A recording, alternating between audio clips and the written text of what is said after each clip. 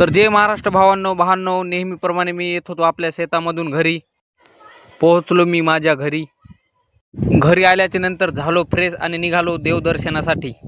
मंदिरात आल्याच्या नंतर घेतलं बजरंगबलीचं दर्शन. बाहेर आल्याच्या नंतर निघालो आपल्या मित्रमंडळीकडे.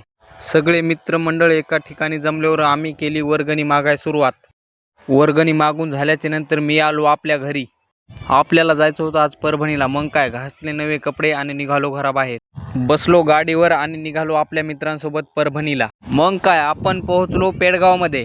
पेडगावमध्ये पोहोचल्याच्या नंतर आपण घेतलं आपल्या छत्रपती शिवाजी महाराजाचं दर्शन.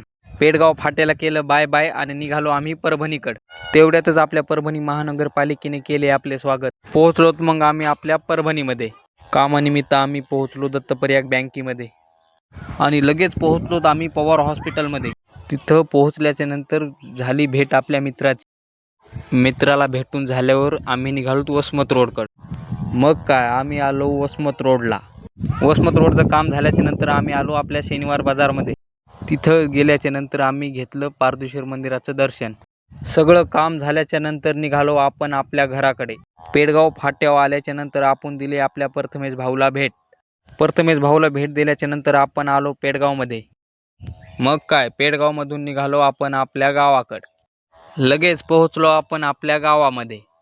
गावामध्ये पोहोचल्यानंतर आपण आलो आपल्या घरी. घरी आल्याच्या नंतर आपण झालो फ्रेश आणि आलो बाहेर. तर आजचा ब्लॉग तुम्हाला कसा वाटला हे कमेंटमध्ये सांगा. आणि हो, व्हिडिओ आवडल्यास सबस्क्राईब करा विसरू नका.